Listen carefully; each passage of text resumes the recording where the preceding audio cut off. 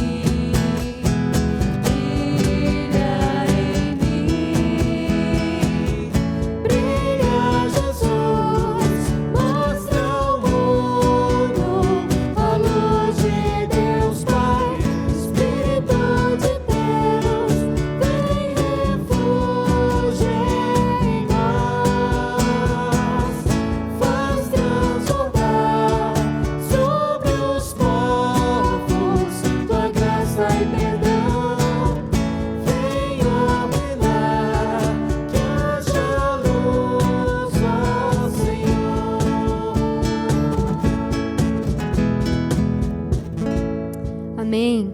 E antes de começar o estudo, um aviso para você. No culto às 7 horas, que vai ser transmitido, nós vamos começar as comemorações ao aniversário de 117 anos da IPI. Então, você está convidado para participar deste momento conosco. Então, não perca. Meus irmãos e irmãs, a graça e a paz do nosso Senhor e Salvador Jesus Cristo seja sobre todos nós.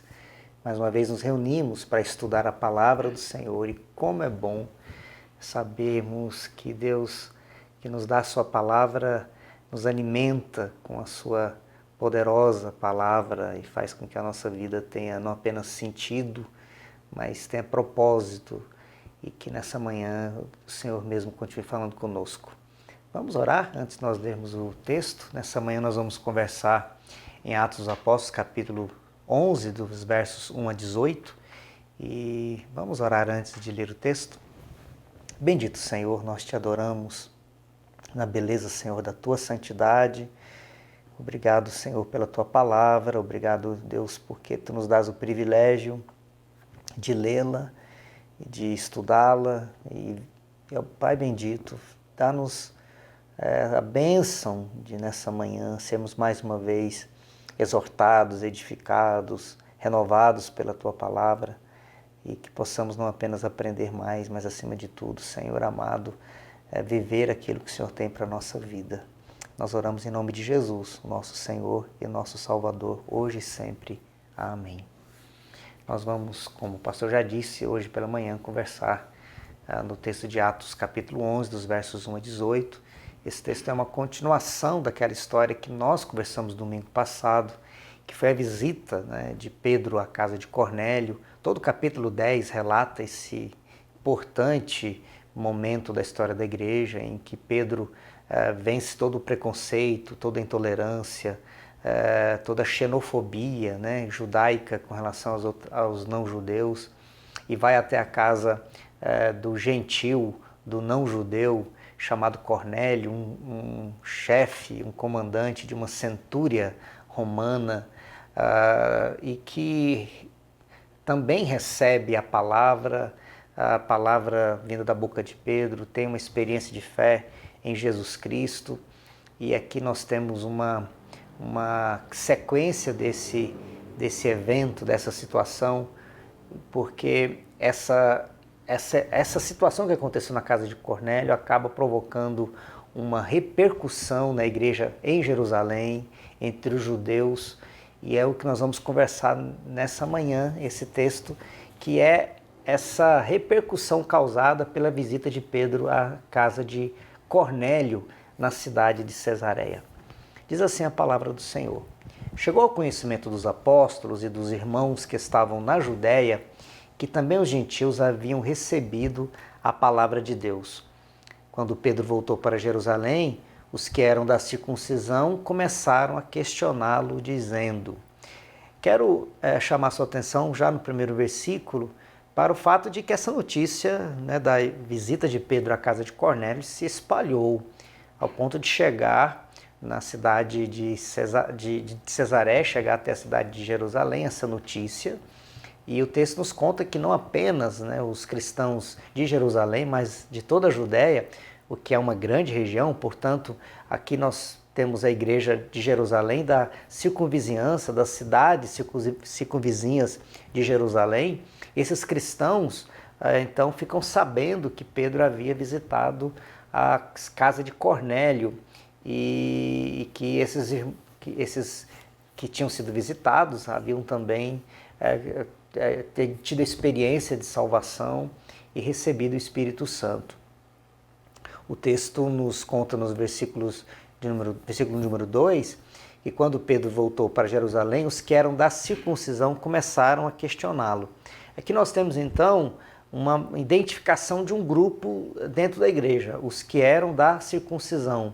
Literalmente, poderíamos traduzir o texto assim: os cristãos que insistiam na circuncisão. O que era isso? Eram os judeus que haviam se convertido à fé cristã, mas queriam que a circuncisão continuasse a acontecer, como porque, na compreensão dos judeus, a circuncisão era o símbolo, o sinal externo de que eles faziam parte, de que se fazia parte do povo da aliança. A circuncisão era esse sinal, né, que representava e representa até hoje para os judeus o sinal de que se é um povo eleito. Os cristãos, então, né, judeus, os judeus que se converteram à fé cristã, agora são chamados, identificados como aqueles que não apenas preservam a cultura judaica, a questão dos alimentos, que alimento comer, que alimento não comer, mas também foram identificados como esses promotores, ou esses que exigiam que também todos fossem circuncidados. É bastante interessante a gente perceber o que está acontecendo aqui, né? A gente às vezes lê a palavra de Deus, estuda as Escrituras, não consegue voltar no tempo e ter dados mais concretos, históricos, para entender o que está acontecendo. Veja, a fé cristã nasce dentro do judaísmo. Jesus era judeu, todos os apóstolos eram judeus. A igreja nasce em Jerusalém, ela é formada por judeus.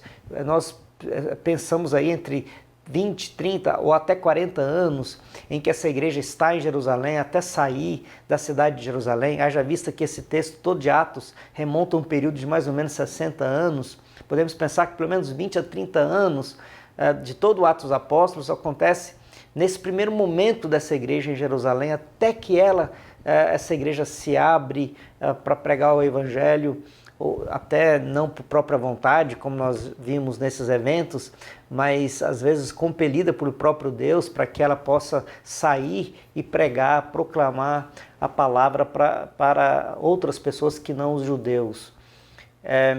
Perceba que o cristianismo, então, nesse primeiro tempo, era considerado pelos próprios judeus como uma das muitas seitas, dos muitos grupos dentro do judaísmo. O cristianismo não era uma religião, nessas primeiras décadas, organizada como nós imaginamos, como nós a vemos, né, no nosso tempo. Na verdade, nesse primeiro momento, os cristãos eram considerados mais um dos inúmeros grupos dentro do judaísmo, como os fariseus, os saduceus, grupos religiosos, partidos políticos religiosos dentro do judaísmo, que por questões particulares defendiam certas doutrinas. O cristianismo era, portanto, para muitos, uma parte do judaísmo que confessava que o Messias tinha voltado, que o Messias tinha vindo, que Jesus era o Messias, mas continuavam sendo judeus. Portanto, aqui, quando os judeus lá de Jerusalém ficam sabendo da ida de Pedro à casa de um não-judeu, a questão que se tem em voga, a questão que se tem aqui no pano de fundo é o seguinte: ora, os cristãos, a fé cristã, nós cristãos, somos judeus que confessam a Jesus Cristo. Como é que agora vai acontecer daqueles que se converterem a Jesus Cristo fora do judaísmo, que não são judeus? Eles vão ter, para o judeu, na compreensão dos judeus, eles têm que se adequar às leis judaicas, à lei de Moisés. Eles têm que passar pela circuncisão, eles têm que também se colocar de maneira a não comer determinados tipos de alimentos, a restrições alimentares que está na própria lei de Moisés. Então veja, a grande questão é: os cristãos têm que se adequar ao judaísmo, à lei de Moisés, têm que guardar o sábado, não têm que comer determinadas comidas, eles têm que passar pela circuncisão. Eles são judeus que vão ter que se tornar como judeus para viver a sua experiência de fé cristã. Eu não sei se você está conseguindo entender o que o pastor quer dizer, mas o que está muito como pano de fundo, que é complexo nessa conversa, nessa situação, era que os judeus entendiam que todos aqueles que se convertiam a Cristo tinham que ser e praticar as mesmas coisas que os judeus praticavam, toda a lei mosaica. Então, esse texto é muito importante porque ela vai dar um novo norte para a igreja. O que vai acontecer daqui para frente? Todos os que se converterem à fé cristã terão que se tornar, entre aspas, judeus, no sentido de guardar o sábado, de também ter certas proibições alimentares. Como é que vai acontecer isso daqui para frente? Então veja que esse texto é fundamental para a gente entender esse momento crítico da história da igreja, que é dizer o seguinte: o cristianismo vai ser um grupo dentro do judaísmo ou ele vai ser um grupo à parte do judaísmo? Vai ser dentro do judaísmo? Vai ser a continuação do judaísmo ou ele será contra o judaísmo? Veja, o pastor disse 3 coisas, né? Como é que o cristianismo vai se portar? Os judeus se tornam inimigos. A igreja vai se entender como continuidade do Israel, ou do povo de Israel, da aliança, ou esses cristãos vão se tornar mais um grupo dentro do grande judaísmo. Veja que na história da igreja, essas 3 coisas sempre se somaram, às vezes se confundiram. Os cristãos às vezes se entendiam como em oposição a Israel, porque Deus rejeitou Israel, então agora vamos acabar com Israel. Aí causa toda aquela revolta contra os judeus, de malhar o Juda, de matar os judeus, inclusive com pedradas, né?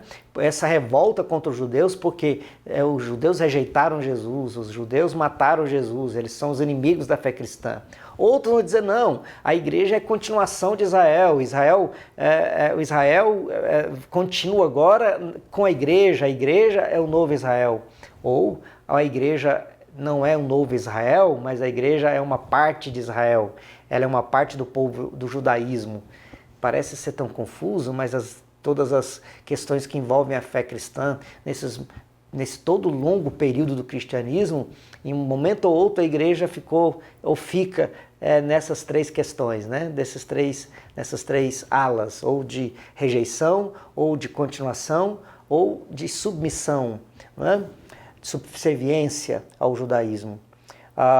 Veja que Pedro então foi confrontado, Jesus também foi confrontado, né? Lucas capítulo 5, verso 30, capítulo 7, 34, capítulo 15, 1 e 2, capítulo 19, 7 de Lucas, vai nos mostrar em vários eventos em que os fariseus questionam Jesus pelo comportamento dele, por comer com publicanos e pecadores, por conversar com mulheres, né? por seus discípulos não lavarem as mãos antes de comer, né? Não fazer os rituais de purificação.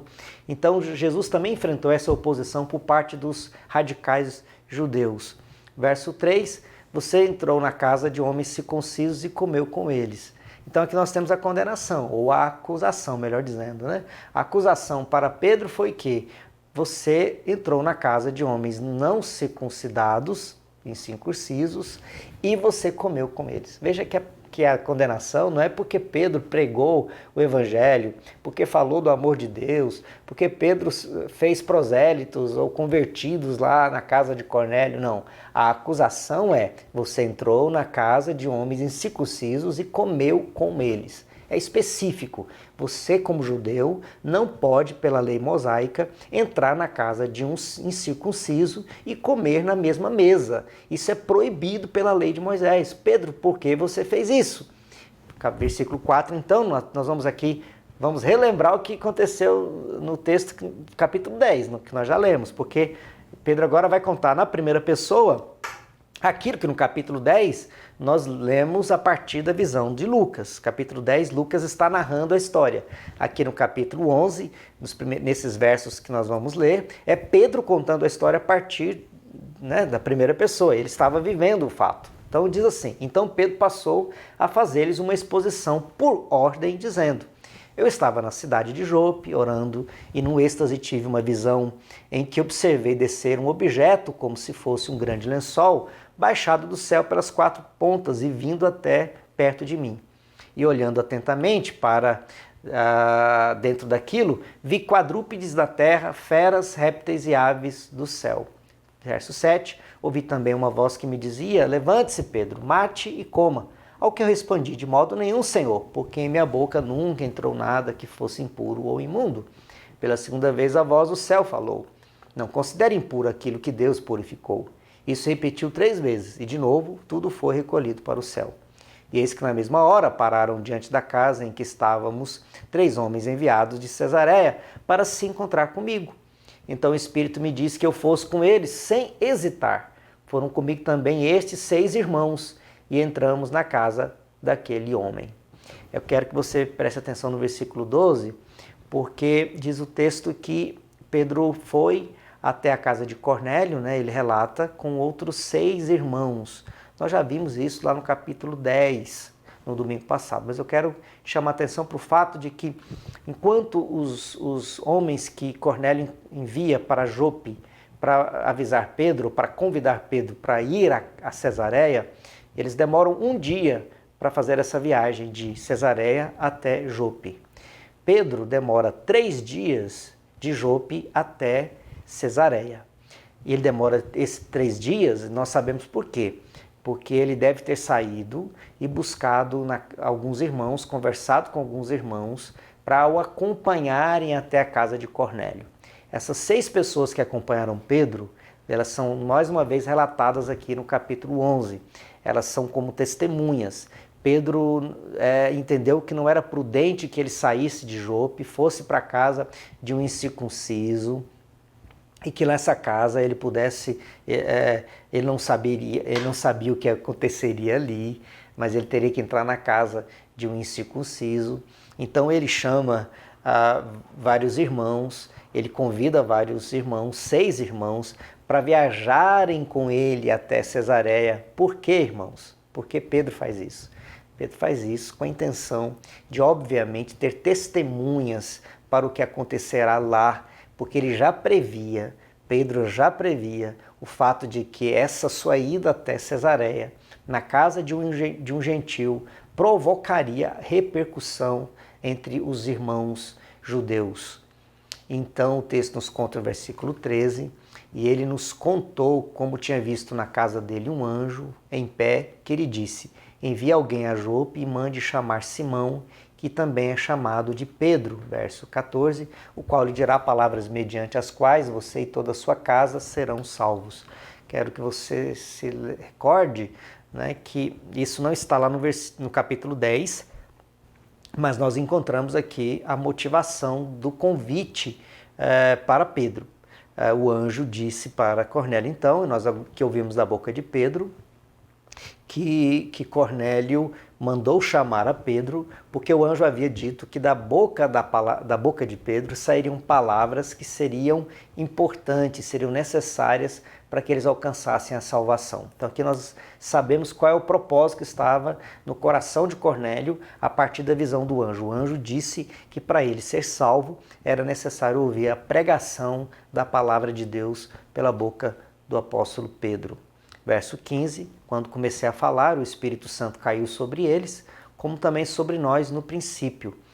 A palavra no princípio aqui nós já sabemos, né? Porque se refere ao Pentecostes, narrado lá no capítulo 2 de Atos, o Pentecostes entre os gentios, né? Desculpe, o Pentecostes entre os judeus. Aqui nós temos o Pentecoste entre os gentios.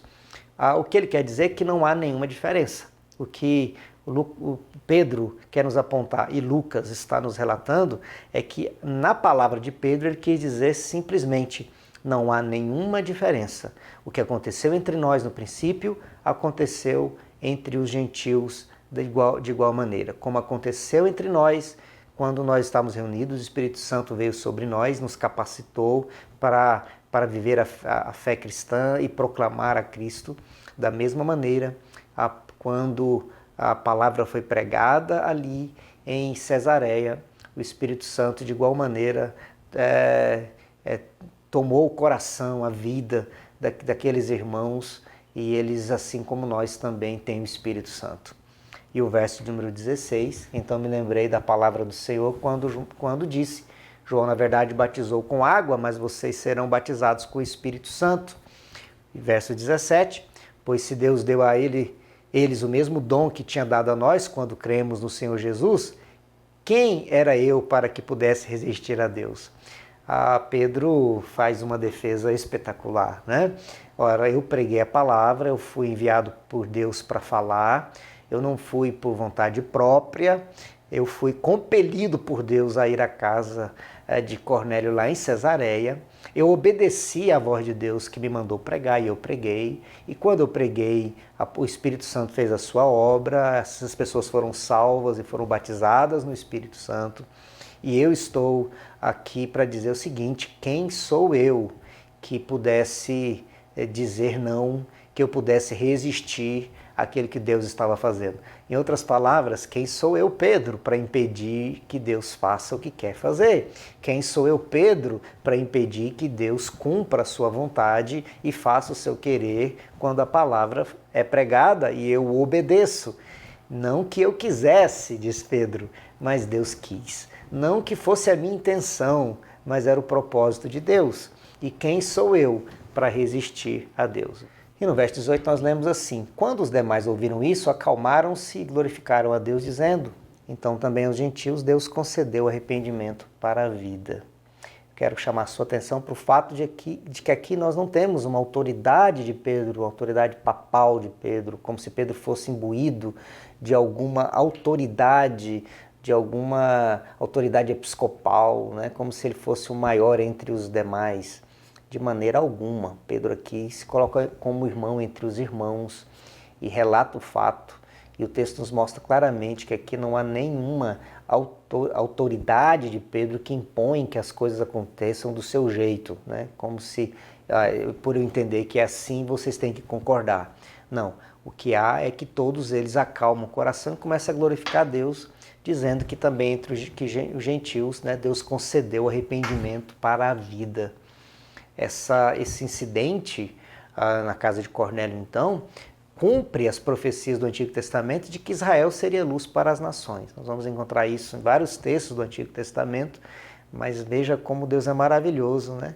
E faz com que a promessa que ele havia dado para Jacó, que no seu descendente seriam benditas todas as famílias da terra, vai se cumprir em Jesus, o descendente de Jacó, que vai abençoar, ou através dele serão benditas todas as famílias da terra. Uma bênção, né, que Deus nos dá a você e a mim, que são esses alcançados pela graça do Senhor. Quero, antes de nós meditarmos algumas perguntinhas, né, sobre esse texto, queria apenas destacar para você que esse problema é entre os judaizantes, entre os da circuncisão, entre os que querem impor, né, aos cristãos não judeus que tenham práticas como judeus, da circuncisão, da guarda do sábado, de abstenção de certos alimentos. Esse problema, infelizmente, não é resolvido aqui nesse texto.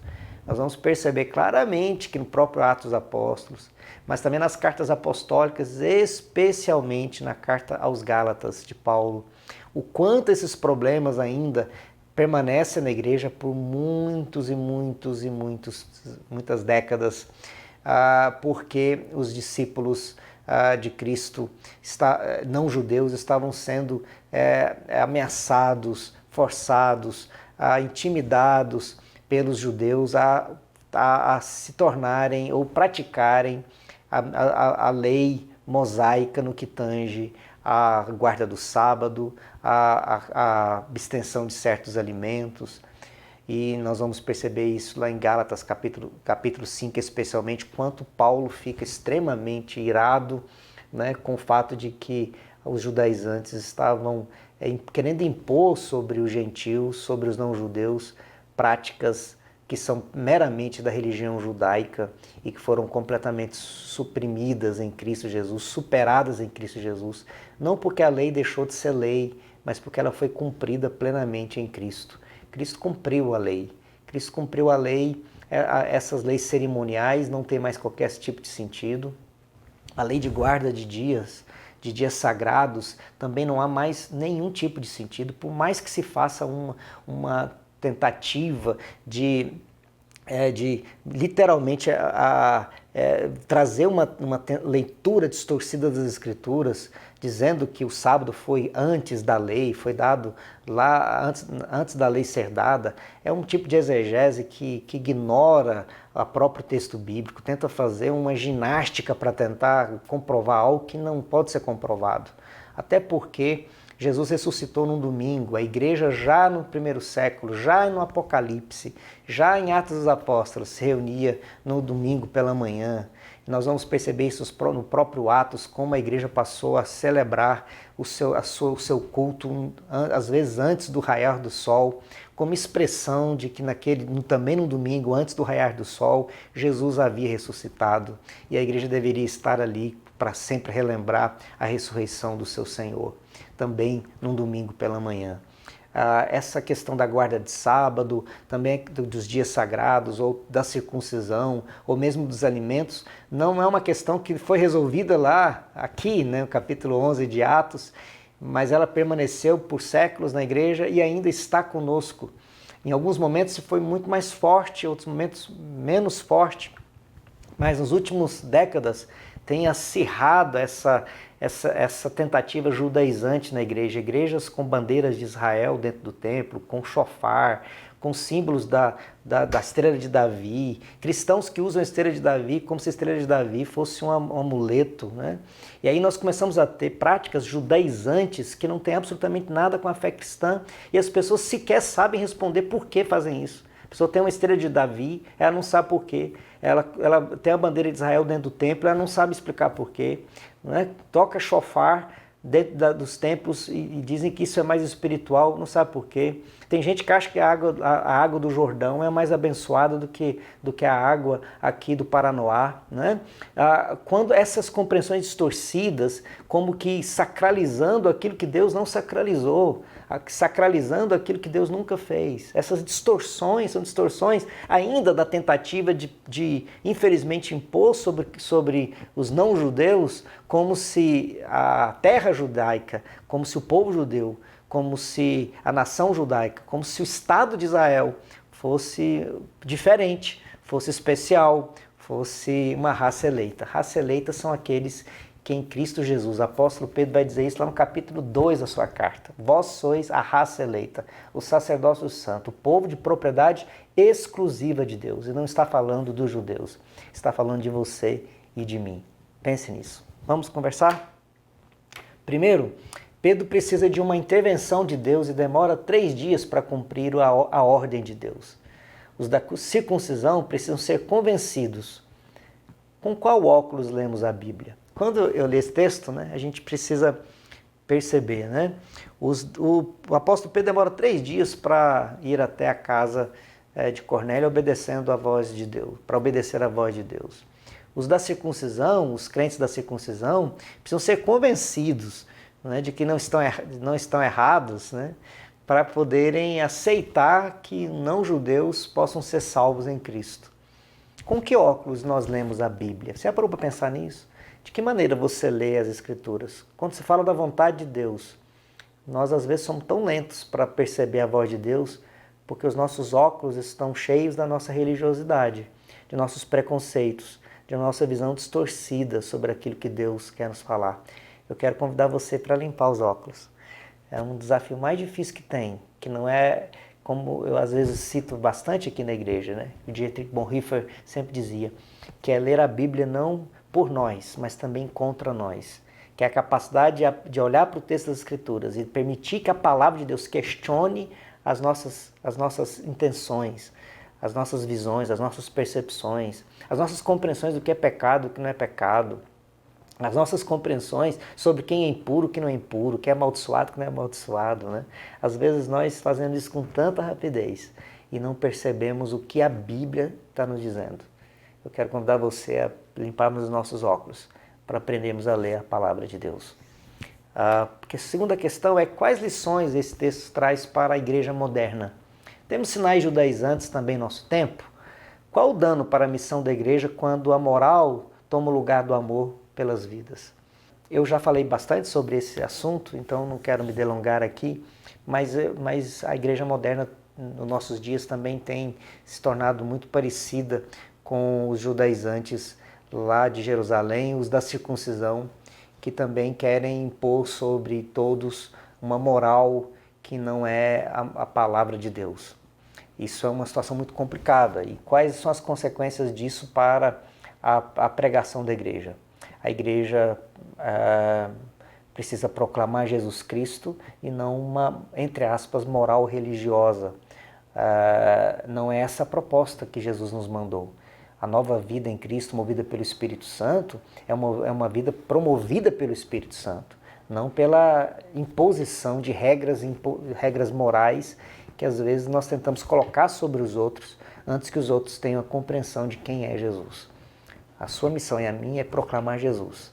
Não sejamos como judaizantes, querendo impor sobre os outros a modelos de religiosidade como se isso fosse sinal de salvação. Né? A última questão que eu quero conversar é muito mais sobre mais uma história do que propriamente uma questão. Quando o agricultor procura um lugar, uma terra para semear, ele vai avaliar a qualidade do solo, ele pode mandar até fazer análise do solo para saber se é necessário fazer alguma correção, e se descobrir se aquele solo não for muito bom, se for muito trabalhoso para plantar nele, ou mesmo se for muito caro, né, porque vai despendiar muito dinheiro, muitos recursos para que esse solo possa ser corrigido. Então é melhor procurar um solo melhor, que careça de menos correção, de menos dinheiro, para que ele possa se tornar produtivo. e assim o agricultor acaba fazendo essa análise para saber se ele joga a sua semente ou se ele procura outro para jogar a semente. Essa análise do solo é muito importante para a agricultura, mas ela não é aquilo que deve ser feito por nós que devemos proclamar a semente do Evangelho. A semente do Evangelho não pode ser proclamada a partir dessa compreensão de que eu, como agricultor, sei em que lugar em que ela pode germinar ou não.